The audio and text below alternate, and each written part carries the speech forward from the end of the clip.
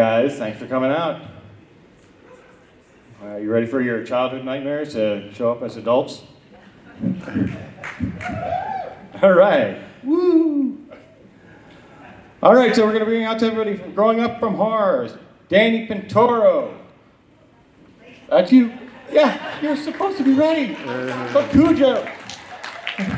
You got Harvey Stephens from the Omen. Lloyd from The Shining. And last but not least, Danielle Harris from Halloween.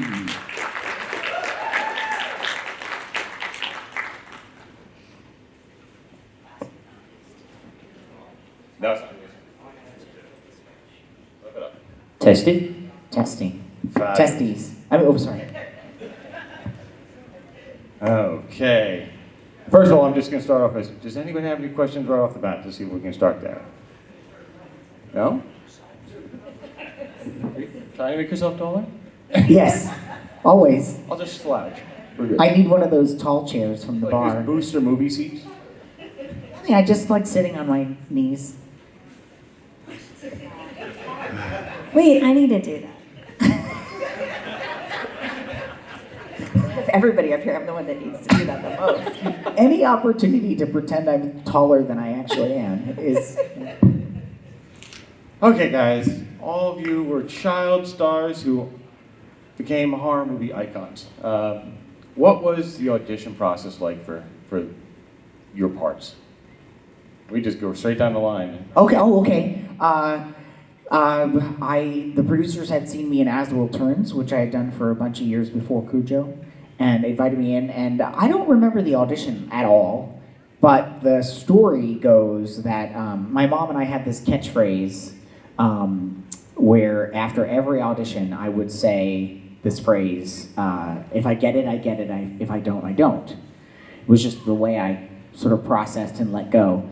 And this time I happened to be saying that in the stairwell while I was going up and the producer was walking down, and I didn't know he was there. And he heard me say that, and he thought, oh gosh, he's real grounded, so let's give him the job. That's apparently how I got it, yeah.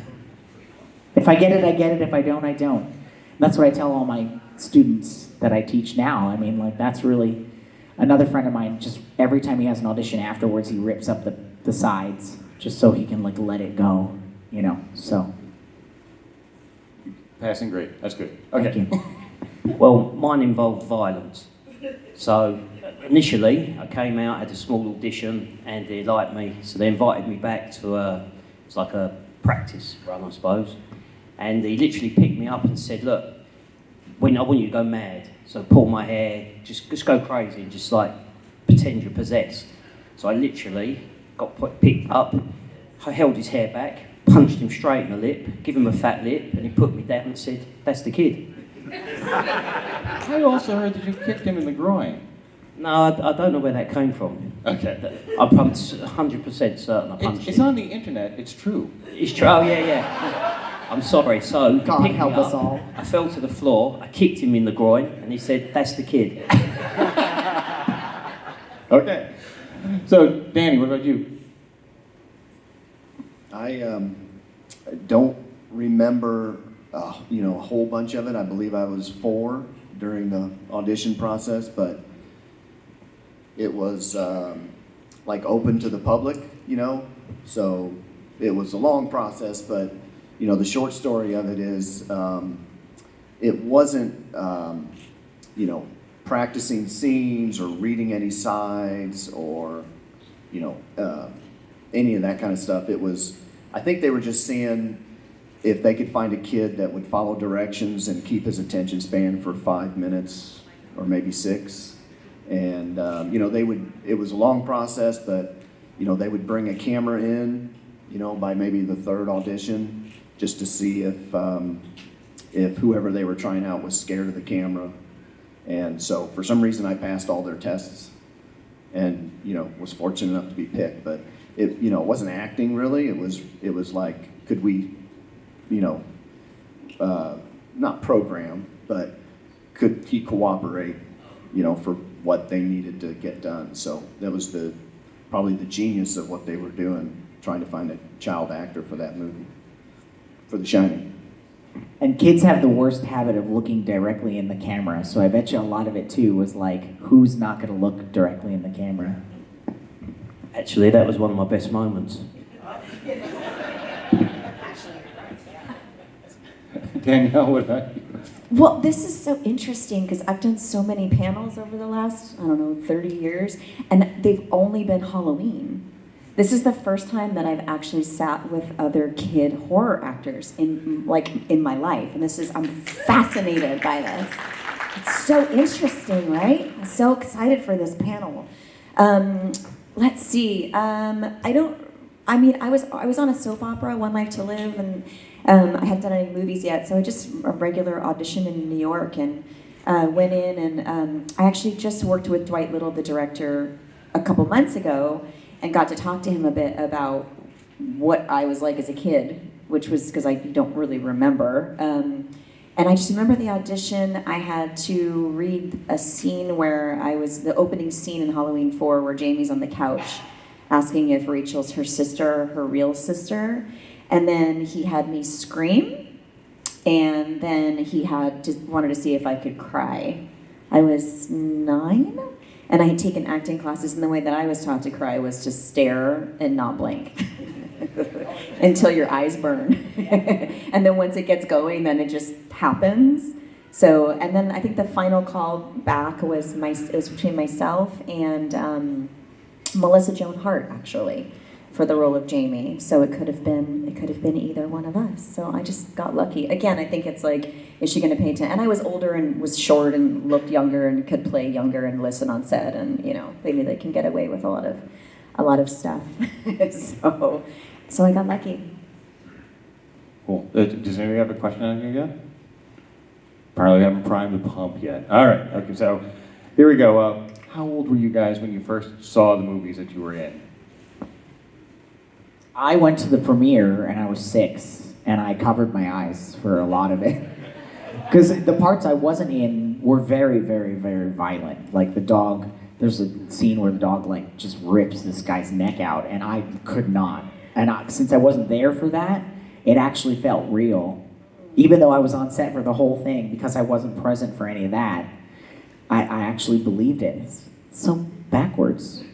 That's weird. Anyway. Was it surreal to see yourself in that? I mean, I think my first movie that scared the crap out of me when I was a kid was Day of the Triffids, which is about plants that rip themselves out of the ground. So it was just stupid. But you were in this. So. No, I feel like I'd already watched myself so much on the soap opera before that I was really just looking forward to seeing what it looked like altogether, because they had this Pinto and they had cut it in half, so there were cameras in where the engine would normally be, and I was just so fascinated. They had this one scene where they put a camera, they cut a hole in the top of the Pinto and the camera spun around, and so I was like, I'm really excited to see what that looks like. So I was mostly just, for real, I was a geeky kid. I loved all that random behind the scenes stuff, And it was freezing in there too, wasn't it? Yes, yeah. You're pretending you're sweating and it was cold. It was supposed to be the summer, so they were covering me with glycerin so that I would look like I was sweating, but it was very, very cold, yeah. And I was in tiny little shorts, no shirt for most of the movie, yeah. So. God. Sounds bad, doesn't it? Harvey, what about you? Yeah, no, I was the same. I mean, it was back in the 70s. I went to the premiere. But I think, during the whole process of a film, when you're the kid, and you put it very well, I think they sort of picked kids that they thought would be okay with the whole process. So watching it wasn't scary. I didn't find it anything really, because you know that it's a film. You've been in the process of watching it being made, and you're there, and you just know it's fake. Well, I did. That's how I saw it. You've got a pretend mum, a pretend dad, pretend dogs. So it was, for me, it was just like watching a kind of home movie that you'd put together. It wasn't, I didn't find it, I didn't get the suspense, the thriller that everyone else got, because it was like a cheat code. I knew what was happening. That's a hell of a home movie.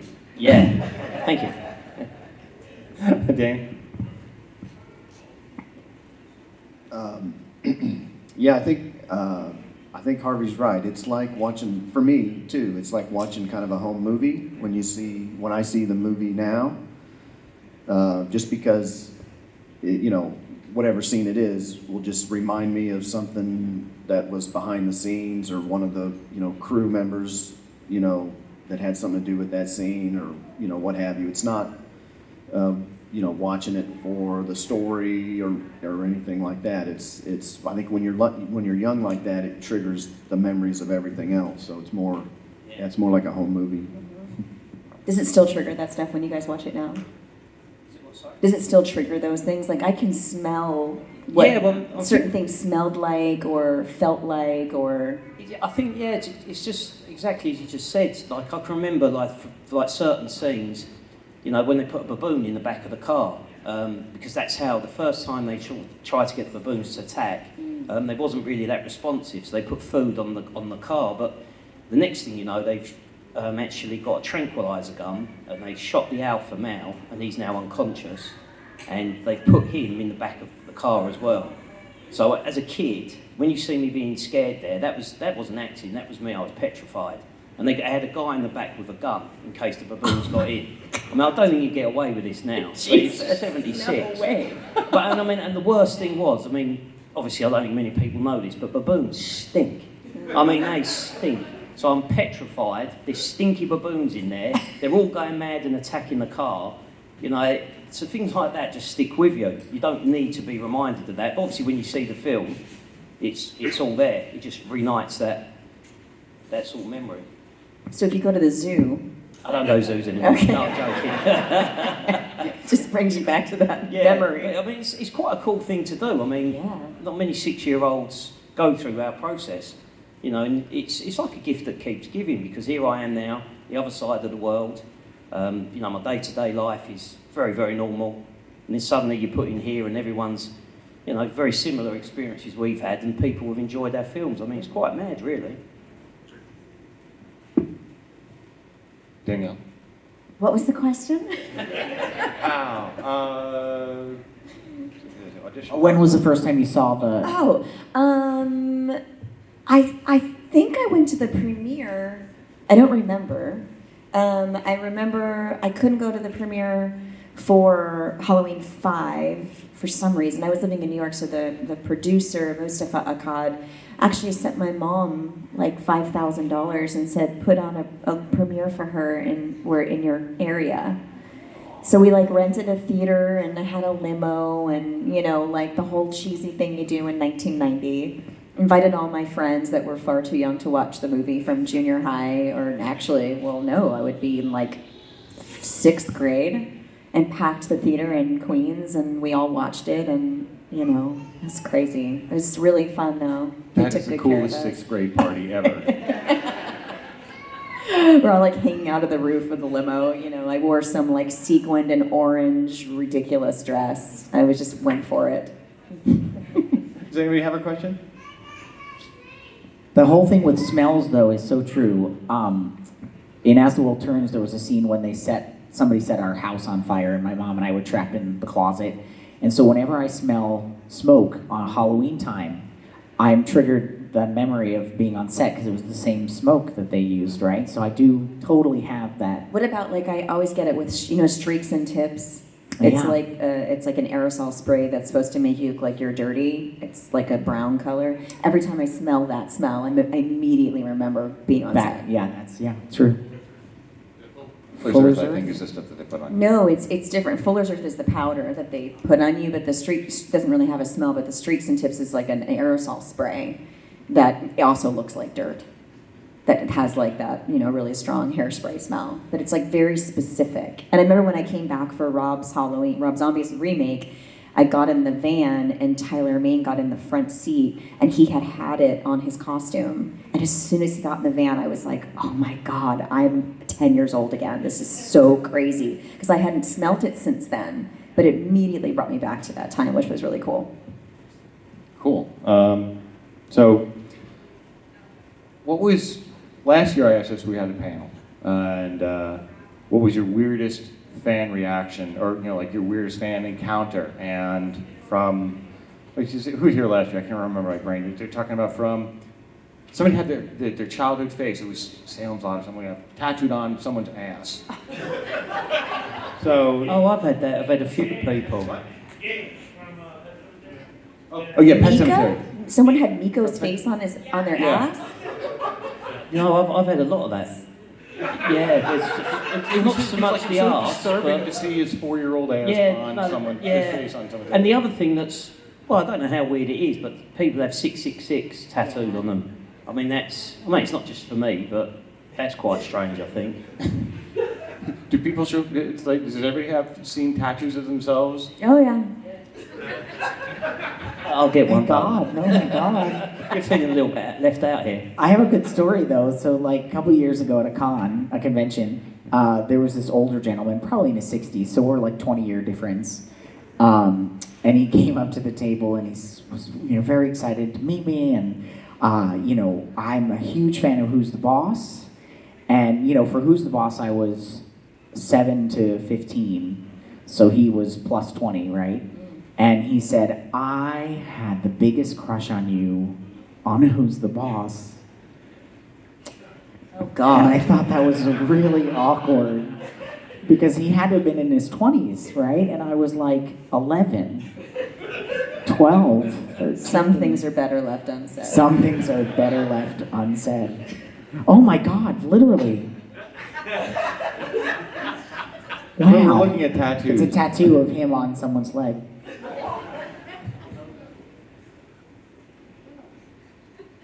Oh, that's really nice, actually. Go to his table, harass him. Yeah, you have to And show he'll- all of he'll us show now. you the tattoos. Or get a tattoo and show him that and then get an autograph. Isn't it crazy? I'm covered in tattoos. I'd never have myself. I'll show my everyone own my body. table. And if anyone goes and gets one, there's a tattoo place upstairs. You get a free autograph. That's it? For permanently putting your picture on my body, I get a free autograph? And you get a deluxe dinner with this man. Oh, Open to everybody. And But he'll it, has, pay. but it has to be on your ass.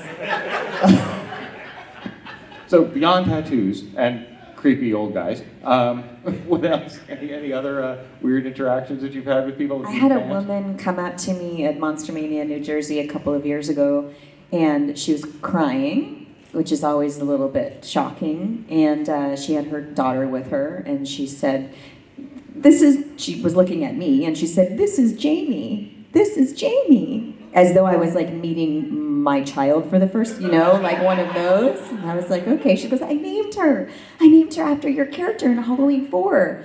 And I said, and you're her mom? And she said, yes, it's my daughter. And I said, you do know that I kill my mother at the end of the movie, right?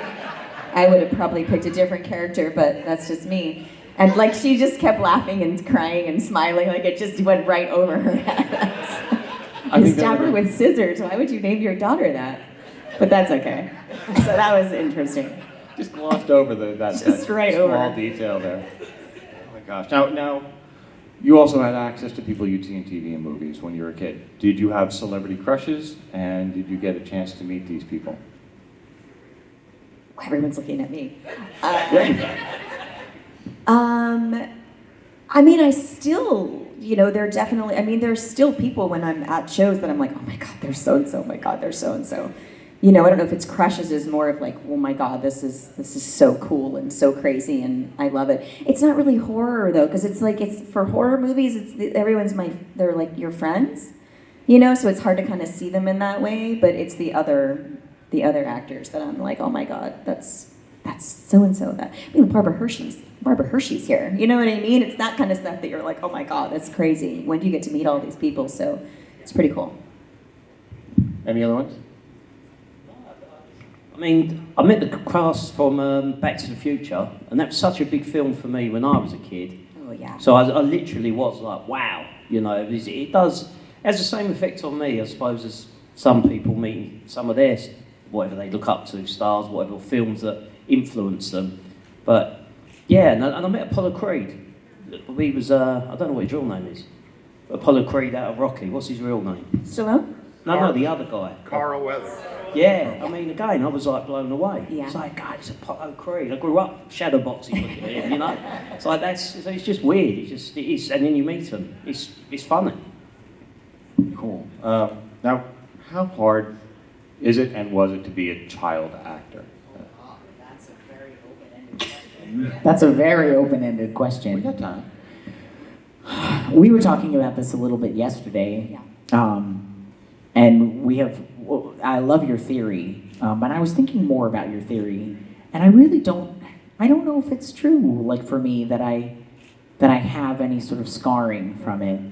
But you know, I always get asked, how traumatized was I by the movie? Like at least once every convention, someone truly thinks that I was truly traumatized by those dogs. For me, though, the hardest part of being a child actor was actually trying to be an adult actor. And you know, the 5 years when I grew up and wanted to be, after Who's the Boss, I was trying to get away from Jonathan Bauer, and I was trying to be just a good actor, and then I was outed, and suddenly I was gay, and I had a really crappy few years, and it was so crappy that I stopped acting for over 10 years because it was so traumatizing. So for me, it was post-child. For me as a kid, I mean, generally we were treated fairly well. My mom was always buying me toys because I did a good job on set or was a great audition, and, you know, money's good, and so... Yeah, but tell them your theory because I think it's interesting. So I wondered, you know, nowadays they've got intimacy coordinators and they've got COVID compliance officers and there's all this stuff. And, you know, we did horror in the 70s and 80s. So, you know, we were saying earlier, this stuff wouldn't fly nowadays. But a lot of the stuff that we did was pretty intense for children to have to go through. And I think only once I had kids, I started thinking about, you know, why there wasn't someone on set to sort of talk the child out of, you know, your body doesn't know that you're an actor, right? So you're a kid and you have to think that there's got to be some sort of PTSD or something in your, I mean, this is getting a little deep, but some sort of memory in your cells that holds on to that stuff, you know. It's very difficult, and it's really interesting to watch kids on set in horror, and I've seen it now. I've had kids now finally in movies, you know, where I play the mom, and I'm always watching, and how easily you can slip into these characters and then cut, and you're like, I'm good. That was so fun, you know, and like there's a crazy disconnect that happens, and I just wish there was someone on set that was sort of helping talk us through, because it's not scary. Because there's a bunch of people around, you know, but I wonder what it does. Like, I mean, as an adult, I've, you know, been chased and hyperventilated and crying and have a hard time shaking it off. So I wonder what that does to kids, you know, over the years, because you're still growing. Your body, your brain is still developing. You know, there's a lot of stuff. I started having some health issues when I got in my 30s. And thought, like, when I started doing a lot of horror, when I came back for Rob's and started doing a lot of stuff, and I thought, God, I wonder if this is related to any of that stuff. But it's an interesting thing, because, you know, as parents don't want to be the one to be. There are only very few parents of kid actors have been like, my kid's not doing that scene, or they're not doing that, because you're scared. You know, as a parent, you don't want to be the one that pulls your kid off set, or be difficult to work with, or because you get you get a stigma, and then you'll never work again. And a lot of us had to support our families, unfortunately, or, you know, it was always like my least favorite question is usually, did you always know you wanted to be an actor? I was like, I wanted to be a fucking princess, like. I wanted to be like, you know, you don't know what an actor is when you're a child. You just want to make everyone happy, and you want to make have your mom and dad be proud of you, and be you know, get those kudos when you're at work, and you get toys, and you get, you know, you don't get to get out of school, and, you know, it was like, yeah, I get to go do this movie. That means I don't have to go to school every single day. How awesome. And I get to order French fries on room service, and I'm 10. How amazing is this? And I just have to sign a piece of paper, and I get it whenever I want it. So I think it's different. And I mean, we didn't grow up with social media, thank God.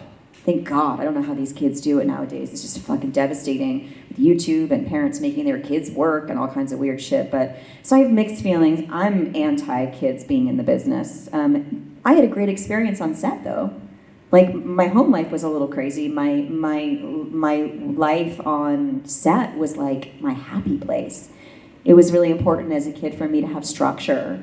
You know, I loved going to work because I knew what time I had to be there. I knew when lunch was going to be. I knew when I got to go home. I knew what the day was like, and I had all these people around me that did their jobs, and everything was like, you know, regimented. So for me, it was a really good place to have structure. It's kind of like sports for kids that come from troubled homes. Like they need that in order to not go down the wrong path. So for me, that's what kid acting realistically was. But yeah, it's child acting is, and I went through the same thing as you, that like weird period where everybody was super skinny and I wasn't all-American girl, you know, I wasn't the CW and the WB material and all that bullshit that we all had to go through. And so I just rebelled and like cut all my hair and gained weight and was like, fuck you, fuck off, I'm gonna do whatever I wanna do.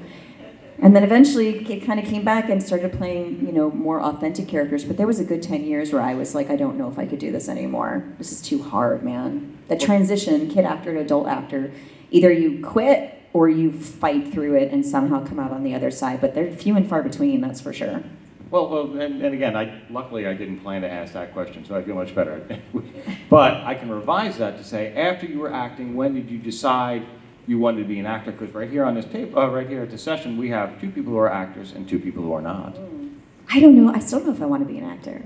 It depends on the job. Like, I hate the process of getting the job, you know? But once you're on set, I'm like, oh, I love what I'm doing. I love those moments where you get to connect and like work with awesome actors and awesome people, and you have those authentic moments where you're like, wow, I was really out of my body and connecting right there, and that just felt really good. So, you know, it's a love-hate relationship, I think, for sure. I found it tedious.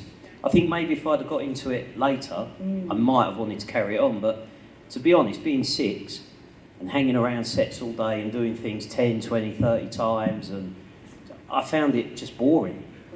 Maybe if I'd have done it at 12, I might have appreciated it, but at the time, I was just happy to have done it, happy it was finished. Coming from London, it's not like the film industry. There are shows and, you know, there is something there, but it's not like America. So it was very easy just to go, that'll do, not bothered about it, and leave it at that. Did you get recognized everywhere you guys went when you were a kid? No, I was quite lucky. I'll tell you what did happen, I was weird, because obviously I was 5 or 6, I went to school, you know, I never really got spoken about. But then when I was 11 and I went to secondary school, then everyone had seen the film, you know, the 14, the 15-year-olds. It was like I'd literally just come out and been released in the cinemas. It was like mental. And I wasn't really prepared for that. I literally turned up at school and the place was just going mad. And I was like, fuck me, what's happening here? Who's this for? And it was like, it's for you. And I'm like, fuck. What's going on? You don't want that attention, right? It's hard to do. Yeah, it was really weird. So I wasn't prepared for that because I just thought, you know, I did it 6 years ago. And in my mind, it was long ago and that was it. And again, that put me off even more. You know, like, I just wanted to not forget about it, but that was it. It was done and I wasn't interested anymore. Danny, Lloyd, what about you?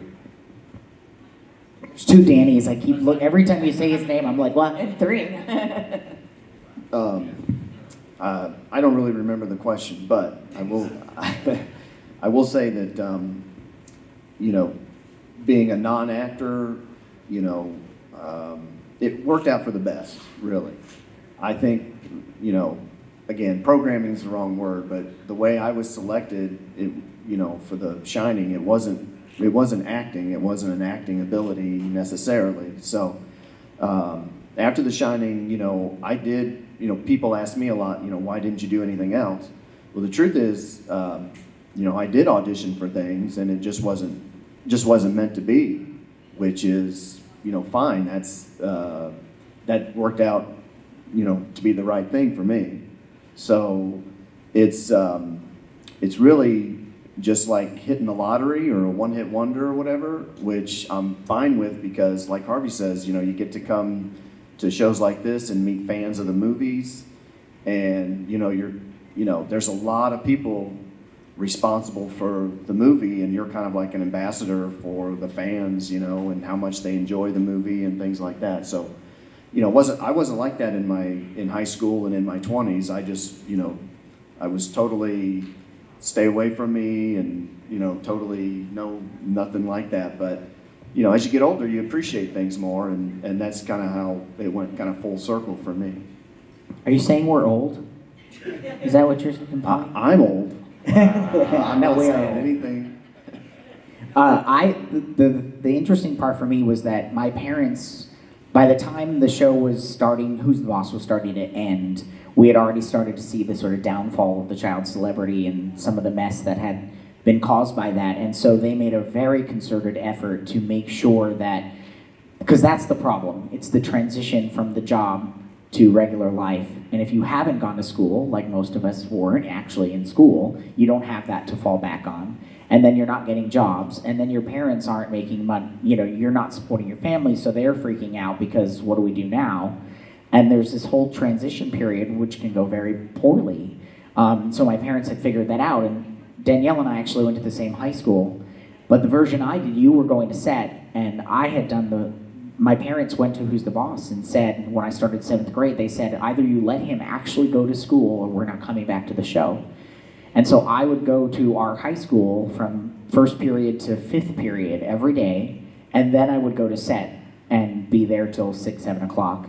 So they would skip my material till I got to set. And it was the biggest blessing in my life because the day after the show ended, I just went to school for the whole day. Amazing, yeah. You know, and that led me to graduate, and that led me to go to Stanford University, and I graduated from Stanford. None of that would have been possible if my parents hadn't had the foresight to make sure that that transition was seamless. Yes. And so that was a huge blessing. But the flip side is that when I went to school full time, that was the first time. So I was 16, right? At 16 years old, that was the first time I ever had actually asked myself, what do I want to be when I grow up? So I'm 16 years old and doing what I should have done when I was 3, 4, 5, right? I want to be a fireman when I grow up.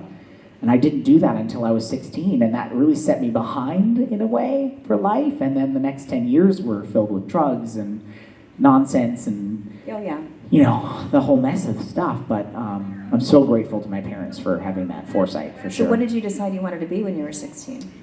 I wanted to be a veterinarian. Yeah. So I went to Stanford to be a veterinarian, and I couldn't pass the math and science to save my life. So I actually left because I was so upset. I went back to LA, and I'm going to be an actor because I guess that's what I'm supposed to do.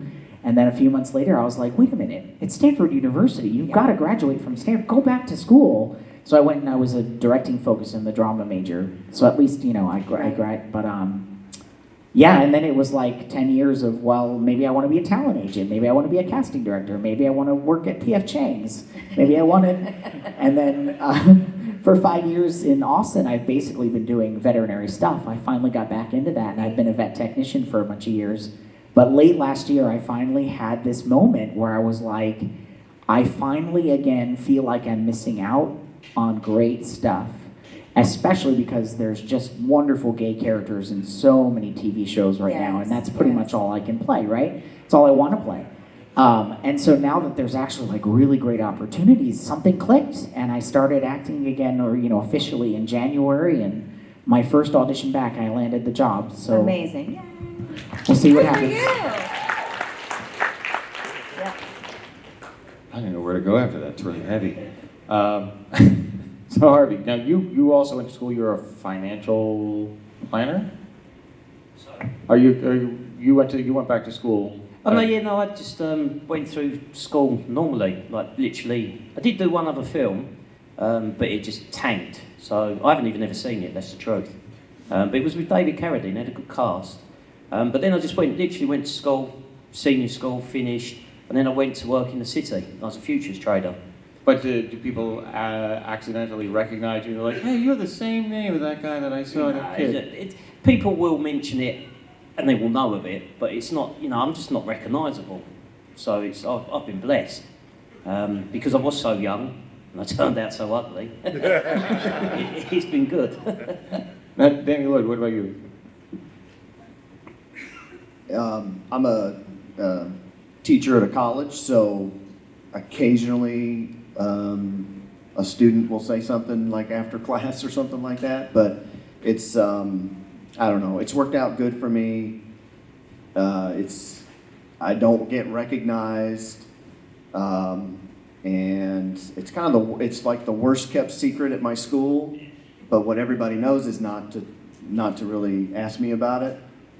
So, and that's a teacher thing because it's not supposed to be about you. You know, the kids are there for them, and you know that whole thing. So I get to kind of coattail on that. But I don't know.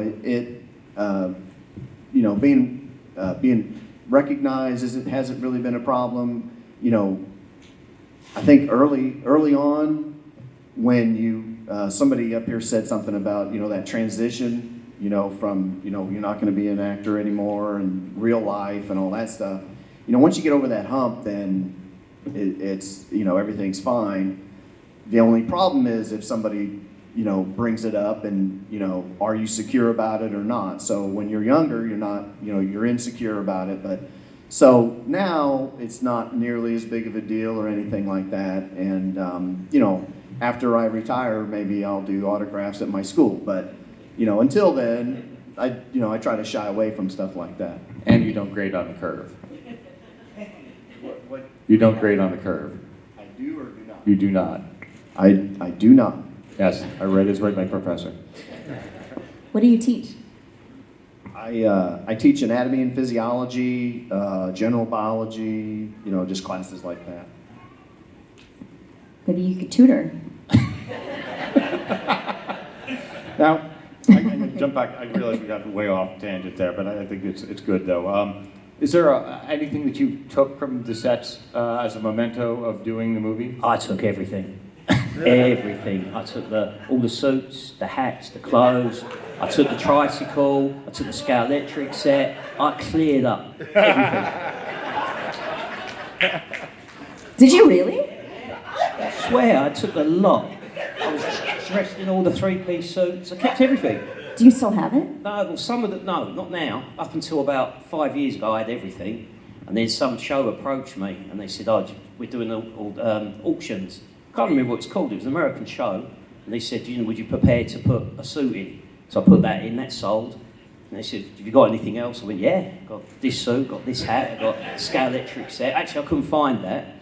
And they sold it all, for really good money. And then, and then they had the tricycle, and I kept that because my girls used to play on it. And then they got to the sort of age where it was too small for them, and I swear it was just literally sitting in the kitchen, in the corner, a bit arty-farty. And, then they rang me up, they gave me the number, said if ever you want to get rid of it, let us know. And the girls had finished playing with it, so I rang them up, and they sold that as well. Fucking great. Yeah. Either Danny's. We'll just go either or. You guys can find it. Who's next? I don't think I have anything. Maybe, no, I have a script from Who's the Boss that everybody signed. That's pretty much it. Yeah. Do you have anything? I think I'm really jealous that you got your trike because I didn't get mine. But you copied us. That was a bit of a liberty. There should have been a copyright problem there. I knew you were going to say that. But I think somebody promised it to me, but you know how it goes. They're like, well, we have to hold on to stuff in case there's a retake or whatever. But so I don't have anything like that. My dad had one of Jack Nicholson's red jackets for a while. But, over the years, it just kind of, goes away, I guess. But I didn't really have anything else. Do you know, just out of interest, because obviously Gregory Peck was in my film, and he was really good at staying in touch. I mean, not like on the phone every weekend, but I'd get Christmas cards, and he really was a proper gentleman. Just how's that with Jack, with you? I think maybe Christmas cards for a couple years with Jack. I think my parents were more friends with Shelley Duvall, so I think maybe they kept in touch. It's all kind of a blur, but I think that's a real, Gregory Peck was a real stand-up guy. Honestly, we went to America when I was about 10, and we were staying in a motel in Santa Monica Beach, and I don't know how he knew, but he rang the reception, and the reception lady come in like she's about to faint. She went, it's Gregory Peck on the phone. It's just like, how are you? Is everything all right? Just had a chat for about 10 minutes on the phone. It's really weird, yeah. It was yeah, weird. But I don't know if my parents had got in touch with him and told us we were going. I don't know. The Yeah, 1970s cameo. it was weird, but we also got a load of like tickets to like Universal Studios, and I don't know if I'm right, but I think he sorted it all out. So, yeah, pretty cool. Now, Danielle, did you grab your costume? I did. I actually sold it as well, like a dumbass, because I didn't sell it for a lot of money. I just didn't know. I just didn't know. It's in a museum now, which is cool in Hollywood. So at least it's like somewhere cool. But I would totally buy it back if I had a chance. But I think I sold it because it wasn't like the hero costume. It wasn't covered in blood. It was just like one of the, the 5 that they made or something. It wasn't even dirty or anything. So I brought it to a convention and I had it like on the wall behind me, like pinned up. And somebody came up and said, like, is that the real costume? And I was like, yeah. And I was like, if you ever want to sell it. And I was like, well, I'd sell it. I think it was like $1,100 or something like that. Yeah. And I was like, oh, I should have held on to it. But you don't think about it until you're a little older and you're like, God, I wish I would, because then you need money to live, Otherwise, it's like now what I do is I make a point to take one item of clothing or one wardrobe that usually has the most blood or something specific on it, and I'll keep that piece of wardrobe with my script. And I put it in a Ziploc and I write the name and the date, and I have like 2 huge bins in storage with just stuff that I've collected over the years.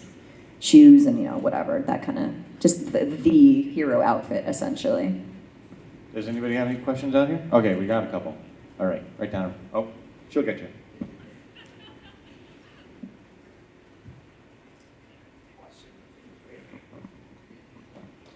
Thank you. My question's for you, Harvey. At what age did you suddenly realize what a big deal Gregory Peck was and that you had met him and been around him as a child?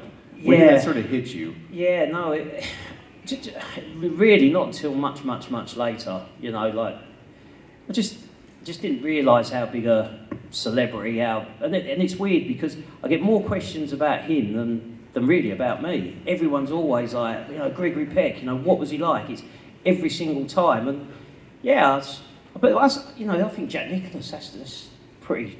Was that Jack Nicholson? I think that's a pretty cool one as now.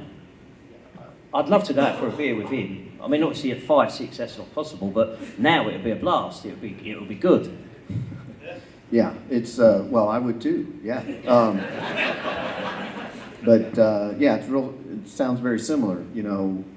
For me, there's Kubrick fans and there's Nicholson fans, and they usually want to know, what they were like and all that. So it didn't hit me until I was able to see more of Jack Nicholson's films, because at the time I didn't know who any of those people were, and it turns out they were stars. Yeah, no, it's very, very similar. And just saying, I think that sort of experience, and especially how you described the acting, like you said, it wasn't really acting, it was just following direction. Obviously there's a few things you did, but I felt was just too young. They said do this and we did it repetitively until we did it how they kind of visioned it. That's how I see it. So really similar, a lot of similarities here. I forgot what I was doing. Oh, another question. There's a question down front here.